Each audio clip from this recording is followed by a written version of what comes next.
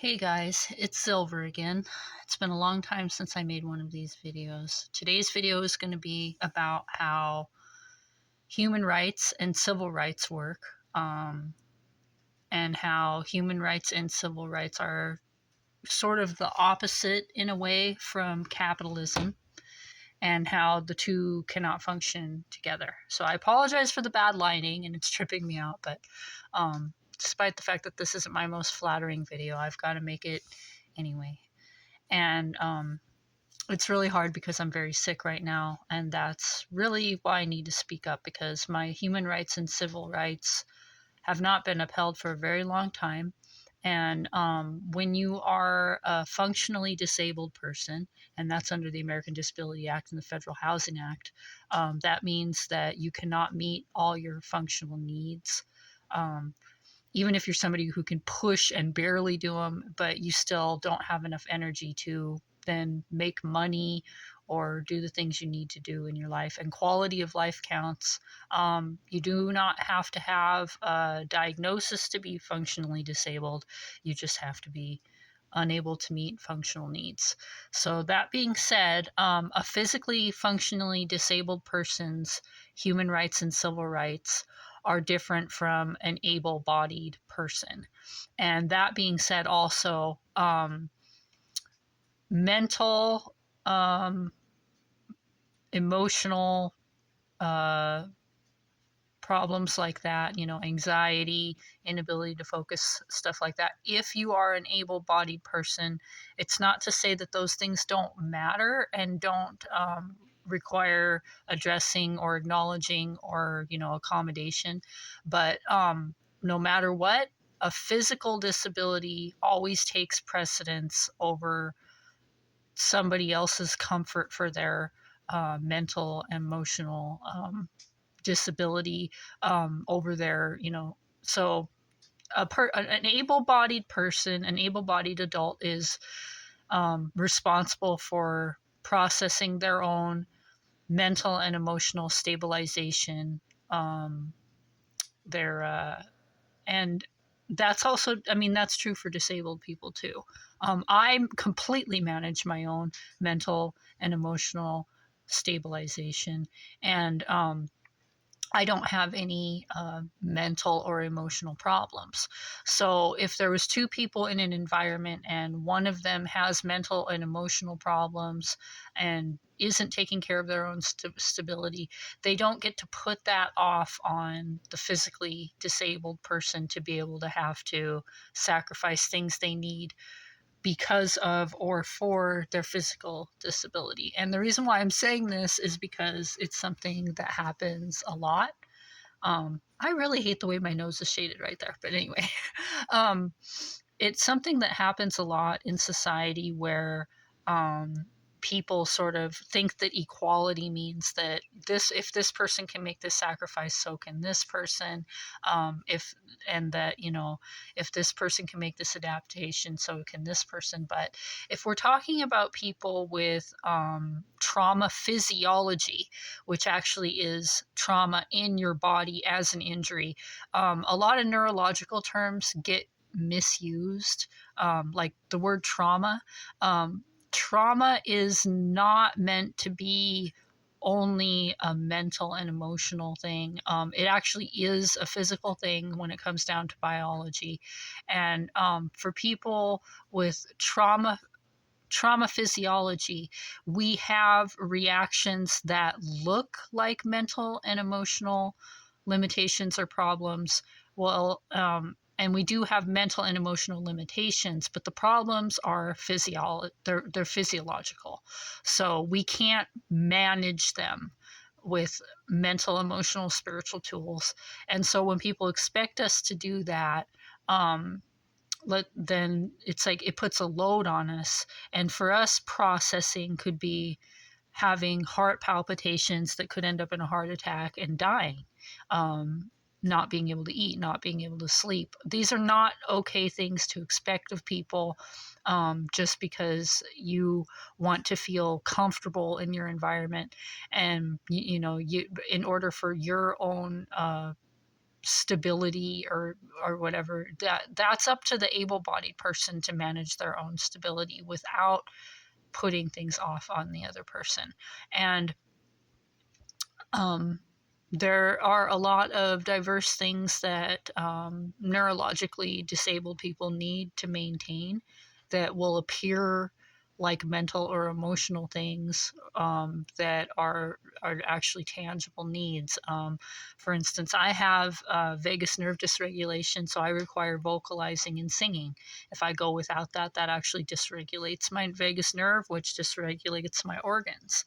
I won't be able to breathe. I won't be able to, my ability to breathe will become more difficult. Digesting food, sleeping, heart dysregulation, which, like I said, could lead to fatality. And the thing that I wanted to talk about today is how human rights do not depend on your caste. They do not depend on your financial status. They don't depend on how much you're contributing in a household. And capitalism has very much instilled a lot of these things in our country and in the world to some extent. That if this person owns the house or is the one paying the bills, that they have more human rights than someone else. But that's not true. Equality doesn't mean both people are paying the same amount, both people are working the same amount, because it could be a lot harder for this person to work. It could be a lot harder for that person to come up with the money. Equality would be like people putting the same amount of effort in. And for a chronically disabled person, we're putting a gigantic amount of effort into just maintaining, and that's not taken into account. So in the 60s, 70s, 80s, 90s, and early 2000s, there was the human rights and civil rights movements, and these were trying to make true equality so that people could not be disempowered, oppressed, exploited, enslaved. And people very much don't pay attention to those things anymore. And I think it's pretty hypocritical to pretend that you're part of a libertarian movement, that you're an activist, that you're a humanitarian, that you're a revolutionary, that you're an alternative person, if you're ignoring human and civil rights to any extent. And the thing I guess I was going to call this video is that human rights and civil rights don't come in parts. Like, you can't just only care about some of parts of it and not care about other parts of it. Neglect and abandonment are real, and they're illegal. And what it comes down to at this point is a lot of people are just abandoning people so that they don't have to have any responsibility. They'll just throw them out on the street, and the just let them die thing that people are saying right now, that's really terrible. And that's because, but technically, if you throw someone out on the street and they die, and they didn't have any other option, if that person was functionally disabled, you actually did commit a human rights crime. And it's just that people, they make sure it's like it's sort of an unconscious thing that people do, but it's like they also know those people are probably not going to have the time, energy, and resources to sue somebody or to stick up for their rights, to file a claim. It isn't even, and you can file civil rights claims, and it's not all about just suing people, but it's about having your rights upheld. You can, anyway, the point of the matter is that human rights don't come partially. You either care about human rights and try to understand them entirely, or if you disregard any part of it, then you're disregarding all of it. You're either protecting people's lives and freedom and equality, or you're not. You can't do it in parts. And it's like it isn't expecting people to be perfect. It's expecting people not to let other people die, and having people allow other people to be able to live lives, because people deserve a right to be able to recover their lives. They have a right to recover their health. And a lot of us can't because people are ignoring our civil and human rights. If somebody needs something, then if you have the ability to provide it for them, even if it's an inconvenience, then they have a right to that. And that doesn't mean that you have to be vulnerable and let yourself completely get used by people and all this stuff. But, vulnerability is inevitable. So you can't just like try so hard to avoid vulnerability that you don't help people and you violate their rights, and you just that isn't the right thing to do either. So as far as the capitalism point that I was bringing up, people think that people who make less money, have less money, contribute less, therefore get less rights. That then it's like that person gets less accommodation. That person can be malnourished. That person can go without their needs. And it's like you're taking somebody who already can't provide, if we're talking about a functionally disabled person, somebody who can already barely function, and then you're telling them they have to endure more because of their disability that makes it so that they can't be as productive as everybody else, which then it's just diminishing returns. These people are expected to endure more emotionally, endure more mentally, adapt more for everybody else. And the people that are able-bodied that could adapt and could stabilize themselves are not doing so and putting it off on us. And so a lot of people end up, we end up not being able to recover our lives, not being able to work, not being able to heal, end up homeless, end up dying, all because people are willing to only give to a certain amount until it becomes inconvenient, and then they're willing to violate our civil rights and human rights. And there are actually rights behind all of these things. There's actual laws that say that people have a right to, for instance, not get evicted while they're sick, or while they're having a huge amount of disability, not get evicted into unsafe situations. People have a right to not be malnourished. People have a right to be allowed to do whatever it is they need to do to be able to work, to be able to function, to be able to sleep, to be able to heal, and to not have to endure things that would put them in physical danger. And for people with trauma physiology, that could be how the social interaction goes. So if you want to really just narrow it down on how to treat people that are functionally disabled, that you are trying to help, you need to make sure that they have what they need, and that you're helping them be able to actually heal, sleep, function, do what they need to do, get the nutrition they need to get. And that doesn't mean you have to sacrifice your entire life. It isn't this thing that everybody's so afraid of. It's like what it really comes down to is it's simple basic needs.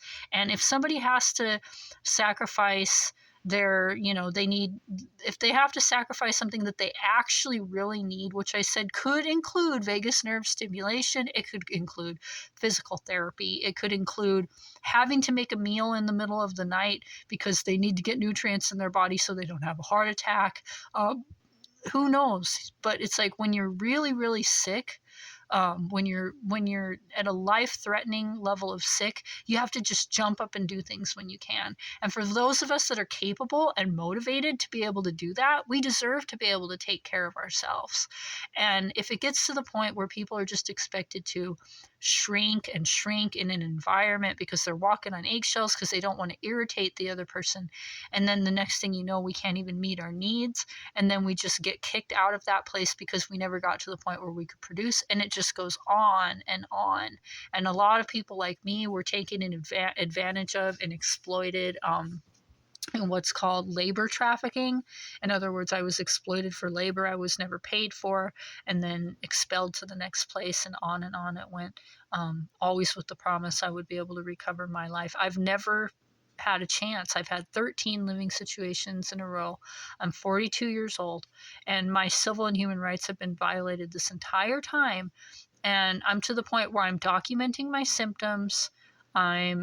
And I need to start documenting why am I not able to meet these needs. I need to start being able to stick up for myself. But the problem is, a lot of times if you try to stick up to yourself, to roommates or landlords, then the next thing you know, then they're trying to find a reason to kick you out, and then you could end up dying. So it's really scary. And shelters and congregate housing are not safe Just go to a shelter, just go to congregate housing. No, those places are not safe at all. Most of the time, you don't even have your own room. There's noise. You go outside and you're unsafe. There's unsafe people around. There's unsafe situations. It's not something that a lot of people can handle. It's not something I could handle. And hospitals and ERs and all that kind of stuff are very destabilizing for somebody with a neurological illness too. And so it's difficult for chronic illness people to get diagnosis, and even way more difficult, many more years beyond that, to get on disability income, which our country has become extremely strict about. Section 8 lists are very long or closed. A lot of people don't qualify. So there really is no safety net unless people start actually helping people recover their lives. And I'm talking about capable, motivated, skilled, talented people who could actually recover their lives, like myself. And I want to be the example of that. So, as wanting to be the example of that, it's like I own my own business. I have my own crafting supplies, but everywhere I go, there's some set of limitations. Like, oh, you can be here, but there's not enough room for your crafting supplies. Oh, well, you can't stay up late, so I can't craft, because on those days I have to be able to stay up late, and then I have to sleep in, and maybe you can't do that either. Maybe you can't cook at night or bathe at night, or it's just like it comes down to needing to have my own room and access to all my crafting supplies so I could get my Etsy store with 8,700 sales going again, and everywhere I have gone for several years, not letting me because of some limitation. And a lot of the limitations were just, this makes me uncomfortable. This makes it difficult for me to feel like I can exist and function in full freedom in my own house. And all of the things I've ever asked have always been simple things. Yes, I need to be able to sing sometimes to regulate my nerves. I need to be able to talk sometimes. I need to be able to make phone calls. I need to be able to exercise. I need to be able to cook. I need to be able to bathe. And I need to be able to sleep. And I need to be able to do those when I need to do them without asking permission. And I can't be on a normal schedule because I'm sick, and a sick person can't do that. So that's not asking too much. And, I need to be able to eat, and I need to be able to eat what I need to eat and have what nutrition I need to have, because that's what my body needs. And that's it. And that's it. And then other than that, it's just leave me alone. Like, yeah, I live with you, but that doesn't mean I have to socialize. I might not have time or energy. That doesn't mean I'm going to be like being mean and rejecting of somebody, but I don't have time to process somebody else's emotions, about all these things, their preferences in the house and all this stuff. I need to be able to leave things imperfect sometimes, which doesn't mean I'm going to leave a mess. I clean up after myself. But nevertheless, all of the things that I have not been getting are my human rights, are within my civil rights. I have a right to be able to actually recover my life. And it's sad that people like me have to just keep shrinking and hiding and walking on eggshells for able-bodied people that could stabilize on their own, and sacrifice things that are tangible survival needs when we're functionally disabled and we can't get our lives back. All it would take is 1 year in housing for me to get my life back. 1 year in a room where I was left alone and had no obligation and could just focus on healing. Because I have a cranial injury. I have a really bad cranial injury, and it's been bothering me especially bad lately. So what it comes down to is that in capitalism, people think that they get to treat people like less because they have less, because they can produce less, but we're not even given a chance to produce more or to be able to provide more. It's not fair. So if somebody is somebody who wants to say that they actually support disabled people, they support neurodivergent people, they support marginalized people, disempowered people, oppressed people, they're activists, they're liberalists, they're revolutionary, whatever. And you don't have to be any or all of one of those. I don't have a political party. I'm not more for one party or the other. You could be conservative, and this is just as important. It doesn't matter. The point of the matter is that, are you going to allow someone to have their civil rights and human rights? Can you just go on saying, oh, well, I tried, but you still violated their civil and human rights, and that person kept failing in life because they didn't ever have anybody that cared, because nobody cares anymore. Literally, it's like nobody cares about human rights and civil rights anymore enough to help somebody, enough to say, here's your human rights and your civil rights. It's like social workers aren't educated about it. Police are not educated about it. People who work for the government are not educated about it. Normal people aren't educated about it. People on the hotlines aren't educated about it. Doctors and nurses aren't educated about it. It's like those are the things that made equality and freedom and made our country and this world safe.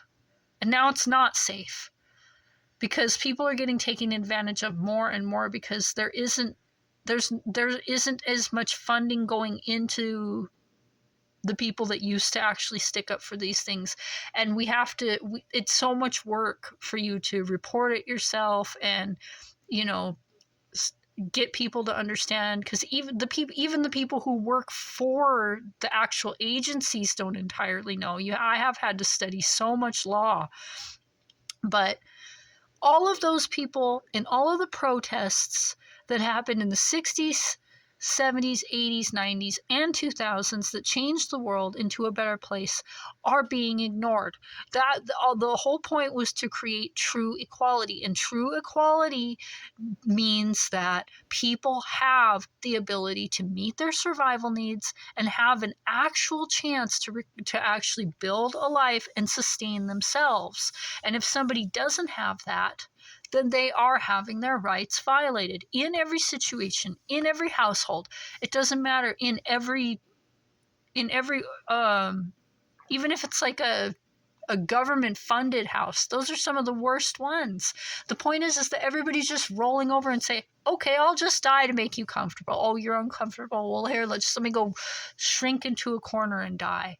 And it's like, you get to a point where you can't even act on your needs anymore. If every time you stand up and try to do somebody makes a comment, criticizes you, makes you feel like you're doing something wrong, makes you, you have to explain it, you have to plan it, it's just like, you can't check in with other people about everything. And especially when you're trying to recover from trauma or trauma physiology, or neurological problems, if you have deep injuries, if you've been abused a lot, like, that everybody turns it into this thing where it's like, oh, the disabled people are just going to run rampant and take advantage of everything, and the able-bodied people are just going to be their slaves. No, it's what's happening is literally directly the opposite of that. And that type of thinking, it's not fair. Right now, people are deciding who gets to live and who gets to die, and the disabled people are on the cutting block. And a lot of us are capable, motivated, talented, skilled people that are responsible, that are mature. And that's the other thing too. Like, we get automatically, somebody who's disabled gets looked at as somebody who isn't responsible and isn't mature and needs guidance and needs to be told what to do and all this stuff. No, a lot of us just need to be left alone. And I know I do.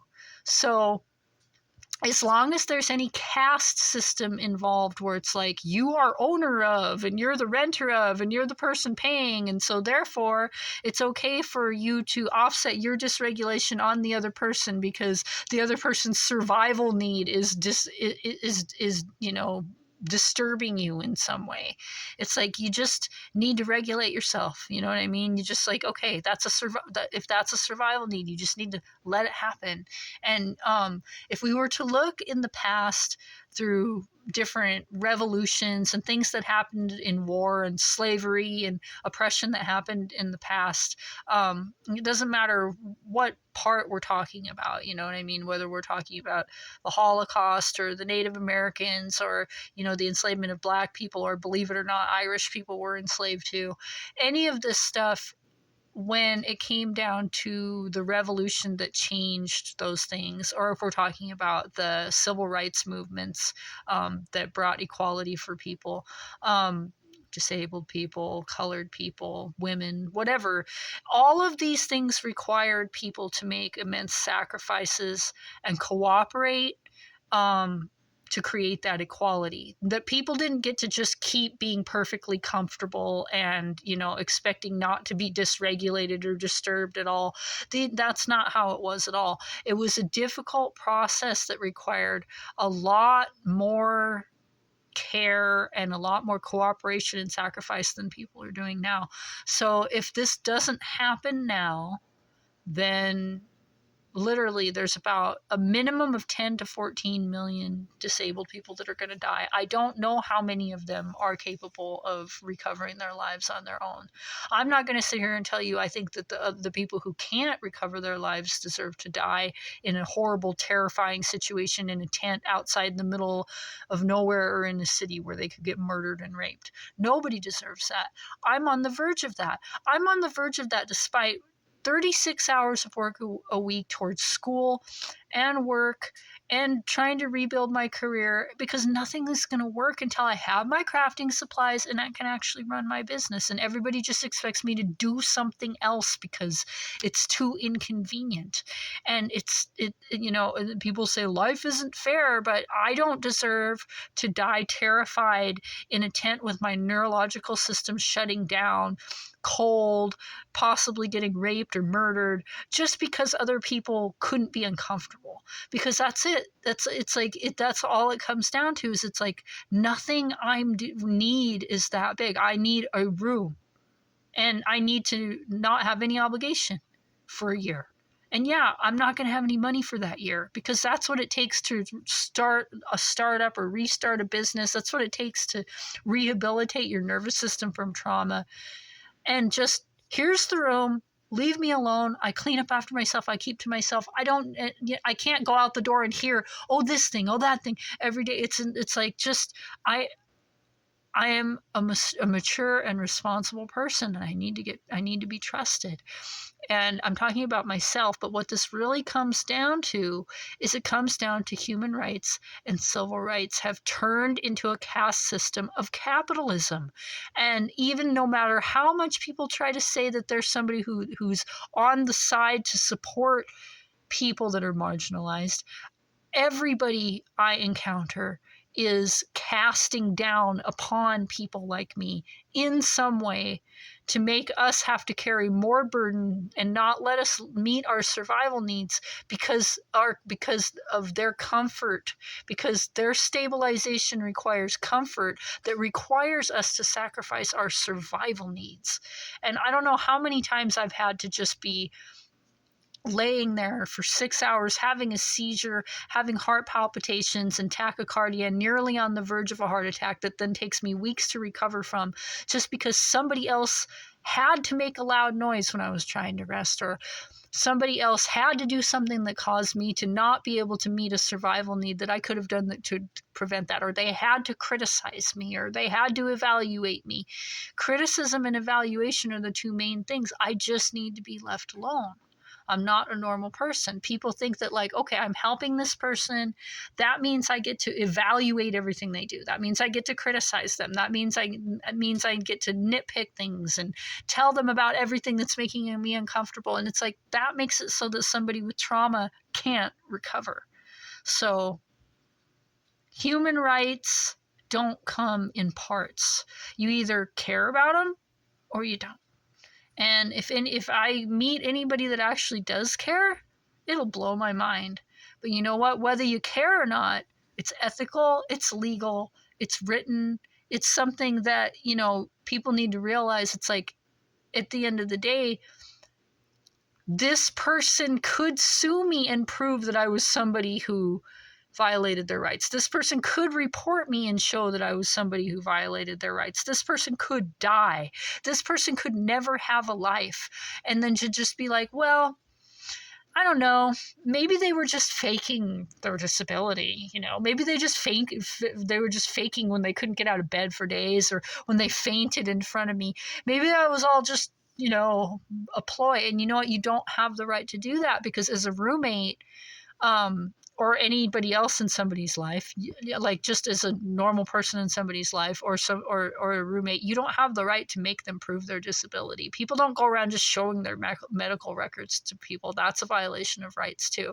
If someone tells you they have a disability and they say they can't handle something and you choose to do it anyway, and you just want to ride that line of, well, let's just hope they don't ever get a chance to report me. Let's just hope they don't die. Let's just hope they're lying. I'm just going to decide I'm right about all of that.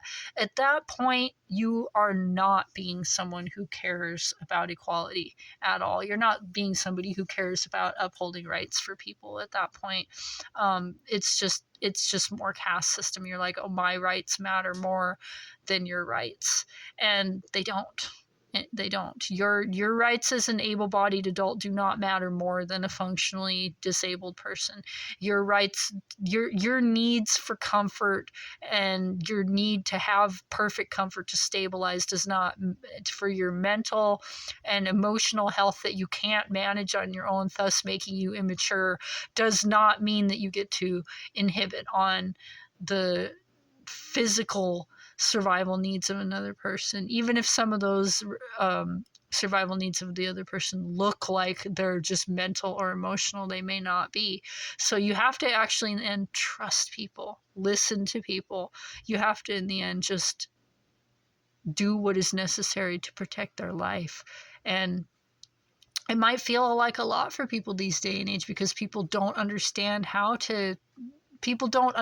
what it takes to actually protect each other's lives, because everybody just live in these comfortable little bubbles where they don't regulate and stabilize on their own. But a lot of us disabled people have to regulate and stabilize on our own. And the things that we can't, that we need to do something in our environment, are things that we have to do. You have to drink water when you need to drink water, or sleep, or eat, or bathe, or cook, or work, or, like I said, in my case, I need to sing and I need to do physical therapy. And disabled people can't have a perfect schedule, and, sick people can't have a perfect schedule. And that's just, that's why we deserve our own room. But the government isn't going to give it to us. So are any people going to give it to us, so that if we recover, then we could show it's possible more people could recover? Or are all you able-bodied people just going to let millions of people die, hundreds of thousands of which are capable, motivated people that could recover their lives, just because it's too much to be inconvenienced out of your comfort? Because there's plenty of rooms out there. There's garages, there's trailers, there's properties, and people are just withholding the help. They really are. And I do think it's an obligation and it is a responsibility. And I'm going to say it again.